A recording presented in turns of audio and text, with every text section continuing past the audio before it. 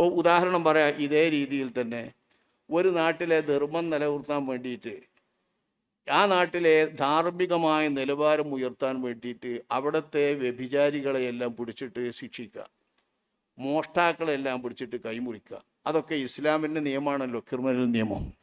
ഈ ക്രിമിനൽ നിയമം നടപ്പാക്കാൻ ഇമാമിനാണ് അധികാരം. ഇമാമിന് അധികാരമുള്ള ഈ സ്ഥലത്ത് ഇമാമിന് പകരമായിട്ട് ഞങ്ങൾ നിൽക്കാമെന്ന് പറഞ്ഞിട്ട് അവിടുത്തെ കാലിയർ നിന്നാൽ എങ്ങനെ ഉണ്ടാവും? ആ കാലിയർക്ക് നിർവഹിക്കാൻ പറ്റുമോ? ഇനി കാലിയരല്ല, ആ കാലിയരെ നിശ്ചയിക്കുന്നവരും കൂട്ടുന്നവരായ ഒരു സമിതി ഒന്നായിട്ട് നാട്ടുകാർ ഒന്നിച്ചു കൂടിയിട്ട് ഒരു സമിതിനെ ഏൽപ്പിച്ചു, ഇവിടെ വ്യഭിചരിച്ചവരൊക്കെ ഇങ്ങനെ ഹദ്ദാക്കും എന്ന് പറഞ്ഞാൽ എങ്ങനെ ഉണ്ടാവും രാജ്യത്ത്? ഒരു നമസ്കാരം സംഘടിതമാണ്, നോമ്പ് സംഘടിതമാണ്, ഹജ്ജ് സംഘടിതമാണ്. ഇങ്ങനെ ഇസ്ലാമിൻ്റെ ഫറലായ എല്ലാം സംഘടിതമായി നടത്താനായി ഇസ്ലാം അനുവദിക്കുന്നുവെന്നും അതിനാൽ സക്കാത്തും സംഘടിതമായാണ് നിർവഹിക്കേണ്ടതെന്നും സക്കാത്ത് കമ്മിറ്റിയുടെ ആഭിമുഖ്യത്തിൽ സംഘടിപ്പിക്കപ്പെട്ട ഒരു പരിപാടിയിൽ ഒരു ആധുനിക മൗലവി പ്രസംഗിക്കുന്നത് കേട്ടു. വായിൽ വരുന്നത് വിളിച്ചു പറയുകയും പിന്നീട് അത് തിരുത്തുകയും ചെയ്യുന്ന ഒരു രീതി ഇത്തരം പണ്ഡിതന്മാർക്കുണ്ട്. ഇതും തിരുത്തിയെന്ന് കേൾക്കുന്നു. എന്നാൽ ഇതിനെ പിന്തുണച്ചുകൊണ്ട് ഇസ്ലാമിക രാജ്യമല്ലാത്ത ഇന്ത്യയിൽ മഹല്ല് എന്ന് പറഞ്ഞ് ഒരു പ്രദേശത്തെ തിരിച്ച് ഒരു കമ്മിറ്റി ഭരണം നടത്തുന്നുവെങ്കിൽ ആ കമ്മിറ്റിക്ക് മുസ്ലിങ്ങളിൽ ഒരു പ്രത്യേകമായ അധികാരം വകവെച്ചു കൊടുക്കുന്നുണ്ട് എങ്കിൽ സക്കാത്ത് മാത്രം പിരിച്ചെടുക്കാൻ കമ്മിറ്റിക്ക് പാടില്ല എന്ന് പറയുന്നത് വിഡ്ഢിത്തമാണെന്നും പറയുന്നത് കേട്ടു. എന്താണോ സംഘടിത സക്കാത്തിനെ പറ്റി നമ്മുടെ തീരുമാനം? ഇത് ഓരോരോ വാക്കുകൾ ഇങ്ങനെ പുതിയതായിട്ട് ഉണ്ടാവുകയാണ് ഇപ്പോൾ രസം.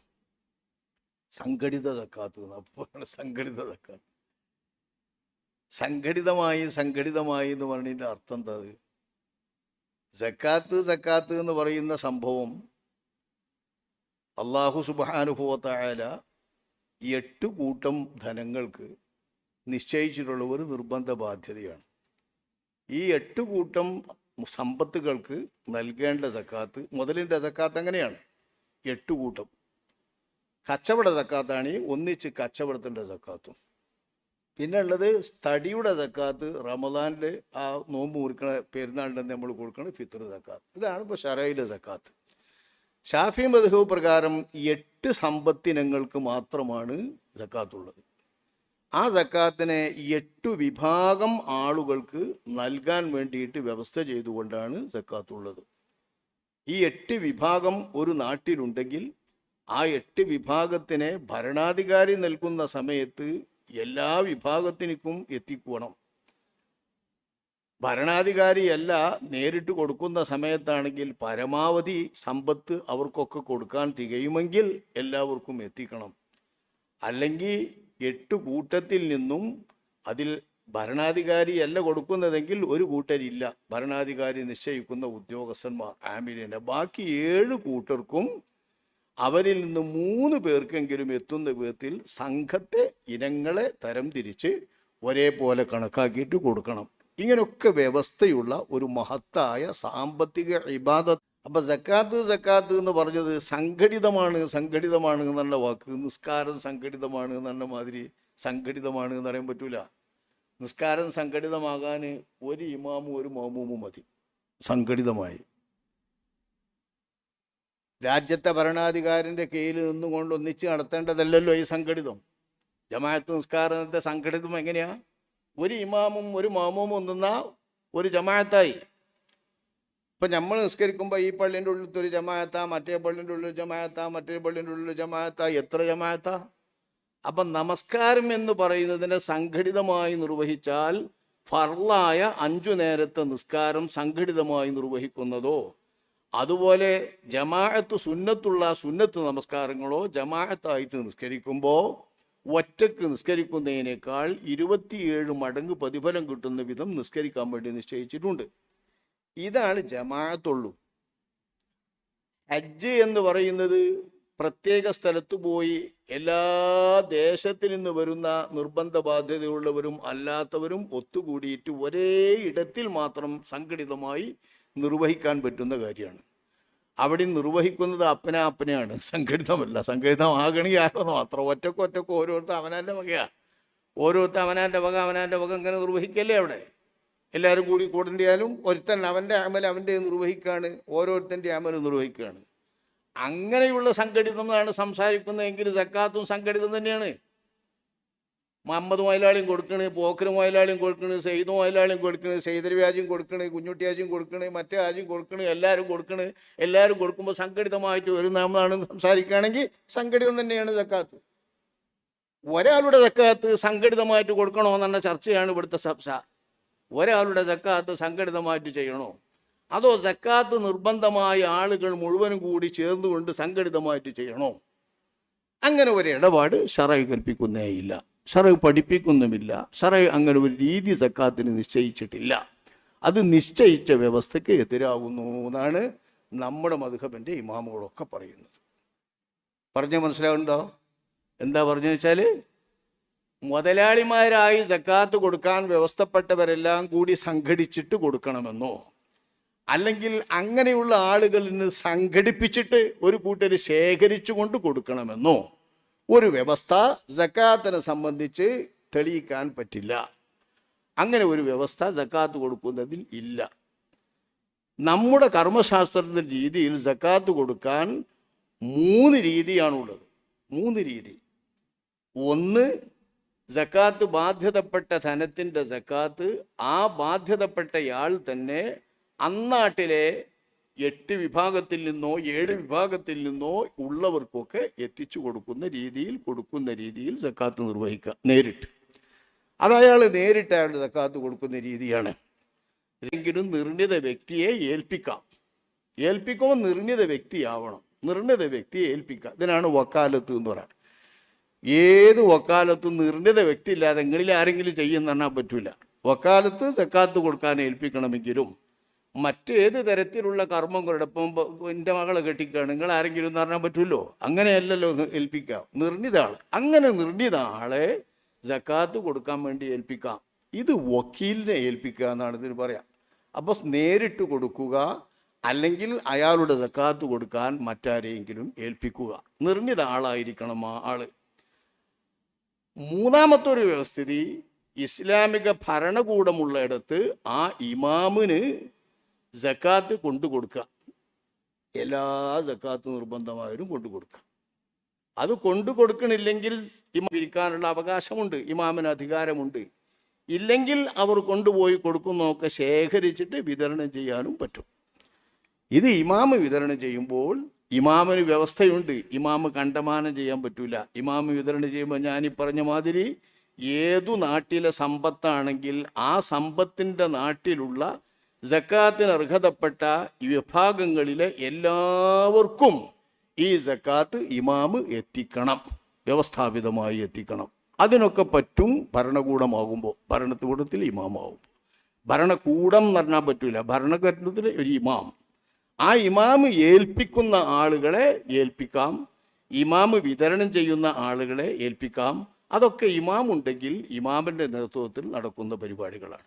ആ ഒരു സംവിധാനത്തിലുള്ള ഒരവകാശികളെയാണ് ഖുർആൻ പറയുന്നത് വൽ ആമിലീന അലൈഹ. ഇസ്ലാമിക ഭരണാധികാരി നിശ്ചയിക്കുന്ന സക്കാത്തിൻ്റെ പ്രവർത്തകന്മാരും എന്ന് പറയുന്നത് അവരെയാണ്. പിന്നെ ആ ഒരു ഇമാമിൻ്റെ സ്ഥാനത്ത് സംഘടിതമായി ചെയ്യാൻ വേണ്ടി ഒരു കമ്മിറ്റിയെ ഏൽപ്പിക്കാൻ, ഒരാശയത്തെ ഏൽപ്പിക്കാൻ, ഇന്ന ആളെന്ന് നിർണിതമല്ലാത്ത നിലയിലുള്ള ഒരു കൂട്ടത്തെ ഏൽപ്പിക്കാൻ സക്കാത്തിന് ഒരു വ്യവസ്ഥയില്ല. ഫിത്ർ സക്കാത്തിന് വ്യവസ്ഥയില്ല, സാധാരണ സമ്പത്തിൻ്റെ സക്കാത്തിന് വ്യവസ്ഥയില്ല. ഇത് ഇസ്ലാം അനുവദിക്കുന്ന വ്യവസ്ഥിതിയല്ല എന്നാണ് അഹ്ലുസുന്നത്ത് വൽ ജമാഅത്തിൻ്റെ പണ്ഡിതന്മാരൊക്കെ പറയുന്നത്. അത് മദ്ഹബിൻ്റെ പണ്ഡിതന്മാരൊക്കെ പറയുന്ന വിവരമാണ്. ഇതിൽ നിന്ന് വ്യത്യസ്തമായി സക്കാത്ത് പിരിച്ചിട്ട് ഒരു കൂട്ടം ആളുകൾ ആ പിരിച്ചിട്ട് അതിനുള്ളൊരു കേന്ദ്രമുണ്ടാക്കിയോ, അല്ലെങ്കിൽ ഒരു ഫണ്ടുണ്ടാക്കിയോ, അല്ലെങ്കിൽ ഒരു പ്രത്യേക ബൈത്തുണ്ടാക്കിയോ, അല്ലെങ്കിൽ ഒരു പ്രത്യേക രീതിയിലുള്ള സംവിധാനം ഉണ്ടാക്കിയോ ഒക്കെയുള്ള ആധുനിക സംവിധാനങ്ങൾ ഇപ്പം വരുന്നുണ്ട്. ഇങ്ങനെ വരുന്നവർക്കൊക്കെ പലതരത്തിലുള്ള ദുരുദ്ദേശങ്ങളുമുണ്ട്. ആ ദുരുദ്ദേശങ്ങളൊക്കെ അവരവർ തമ്മിൽ തെറ്റുമ്പോഴും പിണങ്ങുമ്പോഴും അവർ തമ്മിൽ തന്നെ വിളിച്ചു പറയുന്നുണ്ട്. എവിടേക്കേ കൊടുത്തു, ആർക്കൊക്കെ കൊടുത്തു, എങ്ങോട്ടൊക്കെ കൊടുത്തു, ഇഷ്ടം പോലെ കൊടുത്തു, ഇതിലൊക്കെ ഒരുപാട് പന്തികേടുകൾ സംഭവിക്കുന്നുണ്ട് എന്ന് പറയുന്നുണ്ട്. എങ്ങനെ വന്നാലും അങ്ങനെ തന്നെയാണ് ഒരു സംഘം ചേർന്നത്. അപ്പം നമ്മളൊരു നീർച്ചച്ചോറ് കൊടുക്കുകയാണെങ്കിലും ഒരു കല്യാണത്തിന് ചോറ് കൊടുക്കുകയാണെങ്കിലും അവനാൻ ഇഷ്ടപ്പെട്ടവർക്ക് കുറച്ചേറെ കൊടുക്കലും അവനാൻ ഇഷ്ടപ്പെട്ടവർക്ക് ഒരു അനുഭാവം കാട്ടലൊക്കെ പൊതു സ്വത്തുമ കാണിക്കുന്നത് എത്രയോ പരിചിതമല്ലേ. ഇത് സക്കാത്താണെങ്കിൽ സ്വകാര്യമായിട്ട് കൊടുക്കുന്ന ഒരു സംഭവമല്ലേ. ഈ സ്വകാര്യമായിട്ട് കൊടുക്കുന്നതൊക്കെ ഓരോരുത്തർ കൊണ്ട് ഏത് ഇത്ര കണക്കാന്നൊക്കെ കൂട്ടിയിട്ട് ഒരു കമ്മിറ്റി മാത്രം സംവിധാനം ചെയ്താൽ പലതും ആകാം. അതൊക്കെ നമ്മൾ പറയുന്നത് സാധ്യതകളാണ്. ആ സാധ്യതകളെല്ലാം ഇല്ലാതാക്കിക്കൊണ്ട് തെളിഞ്ഞ സത്യത്തിൻ്റെയും ധർമ്മത്തിൻ്റെയും രീതിയിൽ ഒരു കൂട്ടരി ഇങ്ങനെ ഒരു സംവിധാനം ചെയ്താലും ശറയിൽ ആ ഇബാദത്ത് നിർവഹിക്കാനുള്ള ഒരു വകുപ്പല്ല അത് എന്നാണ് നമ്മൾ സംസാരിക്കുന്നത്. ശറയിൽ ആ ഇബാദത്ത് നിർവഹിക്കാനുള്ള ഒരു വകുപ്പല്ല അത്. നടത്തുന്നവരെ പഴി പറയുക, നടത്തുന്നവരെ തെറി പറയുക, നടത്തുന്നവർ വ്യാജമാണെന്നോ അല്ലെങ്കിൽ മോഷ്ടാക്കളാണെന്നോ അല്ലെങ്കിൽ തിരിമറി നടത്തുന്നവരാണെന്നോ ആരോപിക്കുക എന്നതല്ല ഇവിടെ ചെയ്യുന്നത്. അങ്ങനെയുള്ള സംഭവങ്ങളൊക്കെ ഇവിടെ നടക്കുന്നുണ്ട്. അങ്ങനെ നടക്കുന്നവരും പറയുന്നവരൊക്കെ അങ്ങോട്ടും ഇങ്ങോട്ടും പറയുന്നുണ്ട്. അതിലൊന്നും നമ്മൾ പ്രവേശിക്കുന്നില്ല. നമ്മെ സംബന്ധിച്ചിടത്തോളം ആരും നല്ല തന്നെ നടത്തുന്ന ഒരു സംഘം ചേർന്നിട്ട് ഒരു കമ്മിറ്റി ഉണ്ടാക്കിയാലും ആ കമ്മിറ്റിന് സക്കാത്ത് ഏൽപ്പിച്ചാൽ സക്കാത്ത് വീടൂല. കാരണം സക്കാത്ത് വിതരണം ചെയ്യാൻ വേണ്ടി ശറഅ് നിശ്ചയിച്ച മാർഗമല്ല അത്. സക്കാത്ത് നിർവഹിക്കാൻ വേണ്ടി വിതരണം ചെയ്യാൻ വേണ്ടി ശറഅ് നിശ്ചയിച്ച മാർഗം 3 മാർഗത്തിൽ പരിമിതമാണ്. ഒന്നുകിൽ സക്കാത്ത് നൽകുന്ന ആൾ നേരിട്ട് നൽകുക, അല്ലെങ്കിൽ ആ സക്കാത്ത് ഏൽപ്പിക്കുന്ന ഒരു വക്കീലിനെ, നിർണിത വ്യക്തിനെ ഏൽപ്പിച്ചുകൊണ്ട് അയാൾ കൈകാര്യം ചെയ്യാൻ വേണ്ടി നടത്തുക, അതല്ലെങ്കിൽ ഭരണാധികാരിയായ ഇസ്ലാം ഭരണാധികാരിയായ ഒരു മുസ്ലിം ഭരണാധികാരിയെ ഭരണാധികാരി എന്നുള്ള നിലക്ക് ഏൽപ്പിക്കുക. ഭരണാധികാരി ചെയ്യുന്ന കാര്യങ്ങളൊക്കെ ചെയ്യാൻ കമ്മിറ്റികൾക്ക് സാധ്യമല്ല. കമ്മിറ്റികളെ അങ്ങനെ സംഘടിതമായിട്ടുണ്ടാക്കാൻ വ്യവസ്ഥയും ഇല്ല. ഇപ്പോൾ ഉദാഹരണം പറയാം, ഇതേ രീതിയിൽ തന്നെ ഒരു നാട്ടിലെ ധർമ്മം നിലനിർത്താൻ വേണ്ടിയിട്ട്, ആ നാട്ടിലെ ധാർമ്മികമായ നിലവാരം ഉയർത്താൻ വേണ്ടിയിട്ട് അവിടുത്തെ വ്യഭിചാരികളെയെല്ലാം പിടിച്ചിട്ട് ശിക്ഷിക്കുക, മോഷ്ടാക്കളെല്ലാം പിടിച്ചിട്ട് കൈമുറിക്കുക, അതൊക്കെ ഇസ്ലാമിൻ്റെ നിയമമാണല്ലോ, ക്രിമിനൽ നിയമം. ഈ ക്രിമിനൽ നിയമം നടപ്പാക്കാൻ ഇമാമിനാണ് അധികാരം. ഇമാമിന് അധികാരമുള്ള ഈ സ്ഥലത്ത് ഇമാമിന് പകരമായിട്ട് ഞങ്ങൾ നിൽക്കാമെന്ന് പറഞ്ഞിട്ട് അവിടുത്തെ കാലിയർ നിന്നാൽ എങ്ങനെ ഉണ്ടാവും? ആ കാലിയർക്ക് നിർവഹിക്കാൻ പറ്റുമോ? ഇനി കാലിയരല്ല, ആ കാലിയരെ നിശ്ചയിക്കുന്നവരും കൂട്ടുന്നവരായ ഒരു സമിതി ഒന്നായിട്ട് നാട്ടുകാർ ഒന്നിച്ചു കൂടിയിട്ട് ഒരു സമിതിനെ ഏൽപ്പിച്ചു, ഇവിടെ വ്യഭിചരിച്ചവരൊക്കെ ഇങ്ങനെ ഹദ്ദാക്കും എന്ന് പറഞ്ഞാൽ എങ്ങനെ ഉണ്ടാവും രാജ്യത്ത്? ഒരു രാജ്യത്തും നടക്കില്ല. മുസ്ലിം രാജ്യത്ത് പോലും നടക്കില്ല. ഒരു രാജ്യം സമ്മതിക്കില്ല. എന്താണ് കാരണം? പൗരന്മാരുടെ സമിതികൾക്കോ പൗരന്മാർക്കോ ഒന്നിച്ച് ചെയ്യാൻ പറ്റുന്ന കാര്യങ്ങളല്ല ഇത്. ഇതേപോലെ തന്നെയാണ് ശറഇന്റെ നിയമങ്ങൾ അതിൻ്റെ പരിധി വിട്ടുകൊണ്ട്, പരിധി ലംഘിച്ചുകൊണ്ട് നമ്മൾ സമിതി ഉണ്ടാക്കി ചെയ്താലുള്ള നില. സക്കാത്തിനും അങ്ങനെ ഒരു വകുപ്പില്ല എന്നാണ് പറയുന്നത്. അങ്ങനെ ഒരു പാടുണ്ട്. ഒരു സമിതിക്ക് കുട്ടികളെ കെട്ടിക്കാൻ പറ്റുമോ? സമിതിക്ക് ഒരു സമിതി കൂടുക, ഇവിടെയുള്ള കുട്ടികളൊക്കെ കെട്ടിക്കാൻ വേണ്ടിയിട്ട് ഓല് നടത്തുക, കൂടാൻ പറ്റില്ല. ഒരാൾക്ക് ഏൽപ്പിക്കാം അയാളുടെ മകളെ, അയാൾക്ക് ഏൽപ്പിക്കണമെങ്കിൽ വ്യവസ്ഥ ഉണ്ട്, കാലി നടത്തുക. അവിടെ ഇമാം നല്ല പറയുന്നത്, ഇമാം നല്ല പറയുന്നത്, ശറഇനൊക്കെ വകുപ്പ് വെച്ചിട്ടുണ്ട്. ഇമാം എന്ന് പറയുന്നത് ഭരണാധികാരിയായ അധികാരമുള്ള ആളാണ്. ആ അധികാരമുള്ള ഇമാമിനെ മാത്രമല്ല നിക്കാഹിൻ്റെ വേളയിൽ പറയുന്നത്. നിക്കാഹിൻ്റെ വേളയിൽ ഖാദിനെ പറയുന്നുണ്ട്, ഖാദിൻ്റെ നായിബിനെ പറയുന്നുണ്ട്, സുൽത്താനെ പറയുന്നുണ്ട്, ഇതൊക്കെ പറയുന്നുണ്ട്. അപ്പം അത്തരം സംവിധാനങ്ങളൊക്കെ ശറഅ് നിശ്ചയിച്ച രീതിയിൽ ശറഅ് നിശ്ചയിച്ച കാര്യങ്ങൾക്ക് നിർവഹിക്കാനേ പറ്റുള്ളൂ. ഇങ്ങനെ ഒരു സംവിധാനം ശറഅ് വെച്ചത് ഒരു കാര്യം കൂടി ശ്രദ്ധിക്കേണ്ടതുണ്ട്. ഒരു കമ്മിറ്റി കൂടിയിട്ടോ ഇനി ഇമാമിന് തന്നെയോ ഭരണാധികാരിക്ക് തന്നെയോ സമ്പത്തുള്ളവൻ്റെ ഒക്കെ സമ്പത്ത് ബലമായി പിടിച്ചുകൊണ്ട് നിങ്ങൾ ഇത്ര അംശം നിങ്ങളുടെ സക്കാത്ത് നൽകണം എന്ന് ബലമായി പിടിച്ചു കൊടുത്തുകൊണ്ട് വാങ്ങിയാൽ ആ മനുഷ്യൻ്റെ സ്വകാര്യ സമ്പത്തുകളുടെ കഥകളൊക്കെ പൗരന്മാരോ ഭരണകൂടമോ ചോർത്തുന്ന ഇടപാട് വരൂലേ? നമ്മളൊന്ന് ആലോചിക്കേണ്ട ഒരു വിഷയമല്ലത്. ഇപ്പം നമ്മൾ ആധാറൊക്കെ വെച്ചിട്ട് ഓരോരുത്തരുടെ സ്വത്തിൻ്റെ കണക്കൊക്കെ തീരേണ്ടി എന്ന് പറഞ്ഞ മാതിരി ഇവിടെ സാധാരണ പറയുന്നവരൊക്കെ 2.5% സക്കാത്തിൻ്റെ കണക്കാണ് പറയാറ്. 2.5% സക്കാത്ത്. അതായത് എന്ത് സ്വത്തിനും 2.5% സക്കാത്ത്. ഈ സംഘടിത സക്കാത്ത് വിൽക്കണമല്ലൊക്കെ അങ്ങനെ പറയുന്ന വരുമാനത്തിൻ്റെ 2% എന്നാണ്. വരുമാനം എത്രയാണെന്നും കണക്കല്ല, വരുമാനത്തിൻ്റെ 2.5% കൊടുക്കണം. വരുമാനത്തിൻ്റെ 2.5% ഒരു കമ്മിറ്റിക്ക് ഓരോ പൗരനും കൊടുത്താൽ അയാളുടെ സ്വത്തിഞ്ഞ് ബാക്കി ഇത്രണ്ട് തിരിയില്ലേ? 2.5% കൊടുത്താൽ 87% ഞാളെടുത്ത് ഇത്രണ്ട് സ്വത്ത്. ഒരുത്തൻ്റെ സ്വകാര്യ സ്വത്തിൻ്റെ കണക്കുകളെല്ലാം ഭരണാധികാരിക്ക് തിരിച്ചറിയാനും സ്വകാര്യമായിട്ട് ചോരണം ചെയ്ത് മനസ്സിലാക്കാനും പറ്റുന്ന ഒരു സംവിധാനമായിരിക്കല്ലേ അത്? അത്തരം ഒരു സംവിധാനം ശറഈ പ്രകൃതിക്ക് വിരുദ്ധമായി നിശ്ചയിക്കില്ല, ഉപദ്രവകരമായി നിശ്ചയിക്കില്ല. അതുകൊണ്ടു തന്നെ 2.5% പറയുന്നത് ഞാൻ എൻ്റെ കണക്ക് പറയല്ലേ, 2.5% കൊടുക്കേണ്ടത് ചിലതിന് മാത്രമാണ്. ചിലതിന് 2.5% ഒന്നുമല്ല, പലതിനും പല കണക്കാണ്. ആ കണക്കിനുള്ള സക്കാത്തിന് ഇത്രയാന്ന് പറഞ്ഞാൽ ബാക്കി ഇത്ര ഉണ്ട് തുകാന്ന് തിരിയും. ഏത് സ്വത്താണെങ്കിലും അതിൽ സ്വകാര്യ സ്വത്തുക്കൾ കൂടി ഉണ്ടാകും. അതായത് നിധികളുടെ സക്കാത്തുണ്ട്. നിധികളൊക്കെ സൂക്ഷിക്കണമല്ലേ, സ്വകാര്യ സ്വത്താക്കി സൂക്ഷിക്കുന്നതല്ല, ആർക്കും അറിയാത്തതല്ലേ, അത് കിട്ടിയവനും കൊടുക്കാനുള്ള സക്കാത്ത്.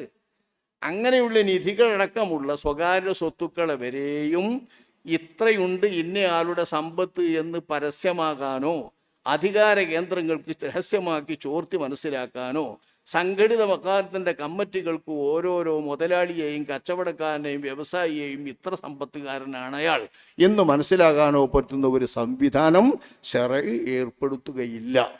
അതുകൊണ്ട് തന്നെയാണ് ശറഈ കൃത്യമായി അതിനൊരു മുറ നിശ്ചയിച്ചത്. എന്താണ് മുറ? നമ്മൾ ഈ പറഞ്ഞ 3 മുറ. ഒന്നുകിൽ സമ്പത്തിൻ്റെ ഉടമ നേരിട്ട് സക്കാത്ത് അർഹന്മാർക്ക് നൽകുക. അതൊക്കെ ഇഷ്ടം പോലെ ഒന്ന് കൊടുത്ത് നിർബന്ധമാകുന്ന ആളുകൾ അവർ തന്നെ കൊടുക്കുക. അല്ലെങ്കിൽ അവർ നിശ്ചിത ആളുകളെ, നിർണിത ആളുകളെ വക്കാലത്താക്കി കൊടുക്കുക.